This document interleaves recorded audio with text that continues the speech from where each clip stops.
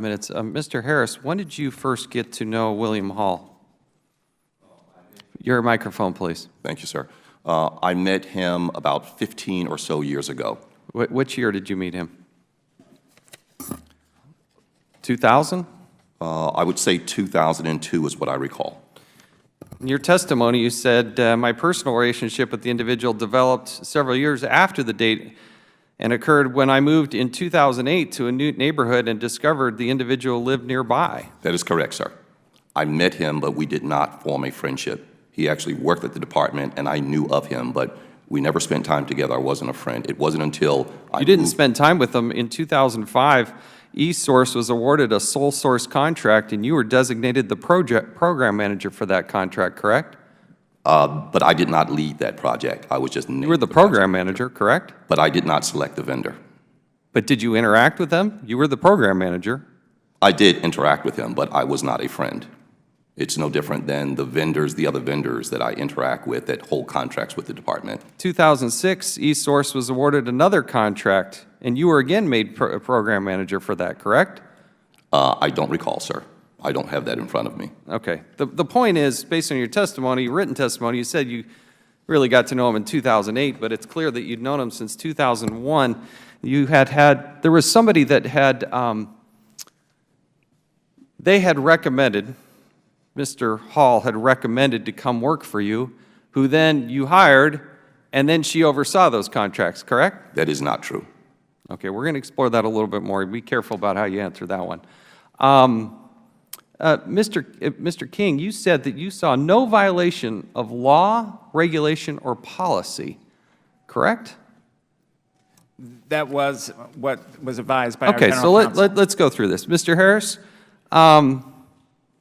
we know that you were friends with this William Hall. You know that you interacted with him.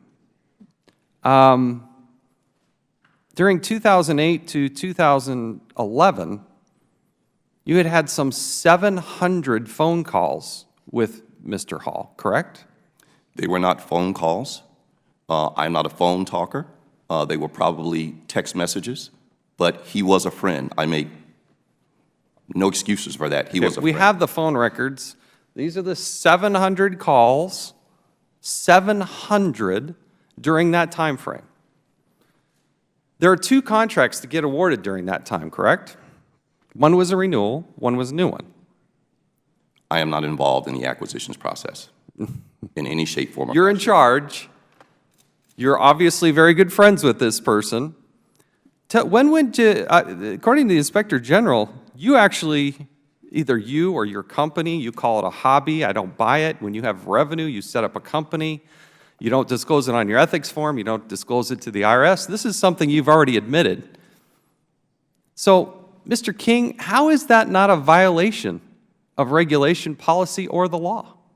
He admitted that he had outside income above the $200 threshold, and he did not report it, neither to the IRS nor on the ethics form. How is that not a violation of law, regulation, or policy? Well, as you know, the general counsel's role is to review, our chief career ethics officer, her job is to review the findings from the Inspector General and to determine whether or not there has been a violation of law or regulation or policy. General counsel advised— But you're asked to review that. You're the one that's supposed to look at that. You're not just supposed to read it and say, hey, that's what they say. You still, to this day, believe that Mr. Harris has done nothing wrong. As I indicated previously, the general counsel made— No, I want to know what you believe. All this evidence we've thrown out there, you still believe that there is nothing he's done wrong. My responsibility is to rely on the guidance— No, your responsibility is to make a judgment. To review the evidence— You're hired for your judgment. You're the acting secretary. And based on the recommendation of the general counsel, based on the review that was conducted by Deputy Secretary Miller when these incidents first occurred, Deputy Secretary Shelton, after further review of the Inspector General's report, after review of the addendum, which indicated that the Department of Justice declined further action, based on all of those recommendations and the recommendations of our staff, yes, I believe the department's actions in this case have been appropriate. I asked you if you believed that he had done anything wrong. To this day, do you believe he's done anything wrong? I believe there were significant lapses of judgment, counseled him to Is that that, effect. in your mind, is that doing something wrong? Those significant lapses of judgment, I counseled him on those, and they ended by 2013. Is it a violation of policy or regulation or law to have outside income and not disclose it? The specific determination of whether or not the evidence... Mr. King, with all due respect, you're a smart guy. You're in this position for a reason. I'm asking you, is it appropriate? Because everybody at the Department of Education is watching you and what you're doing. And there's a reason why you're scoring near the bottom of the heap, bottom 10% of everybody in government. Every single key metric we look at is going down. And it's your leadership that's on the line. I'm asking you, is it appropriate? Is it a violation of law, regulation, or policy to have outside income and purposely not disclose it?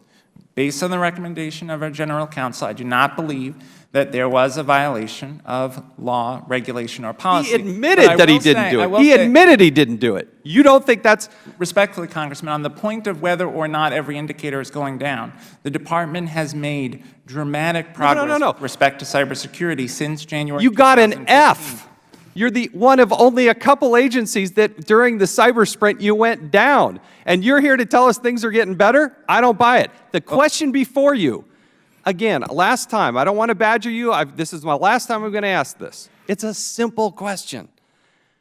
Is it appropriate? Is it or let me put it another way. Is it a violation of law, regulation, or policy to have outside income in above $200 or more and not report it? Because he's admitted that he hadn't reported. There was a lapse in judgment. As a result of that lapse in judgment, Dr. Harris was counseled on the point of the progress made. I'm asking you if it was a violation. Not did he go through counseling, which didn't do crap. Did he or did he not violate policy? Respectfully, Congressman, after the counseling, the activities ended.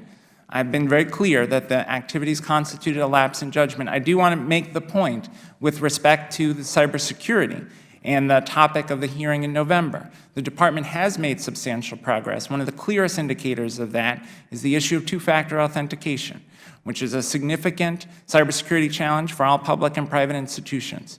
We were at 11% at the time of the cybersecurity sprint. We're at 95% today, with one vendor that needs to resolve their two-factor authentication compliance and will do so by March. That is very significant progress. We are also making progress on resolving the findings in the FISMA audit. I joined the department in January 2015. Like you, I did not feel that the department had done adequate work to protect our cybersecurity. We have since then made tremendous progress. Mr. Harris, what kind of bonus did you get last year, 2015? Approximately $15,000. All right. So $230,000 in bonuses. Really?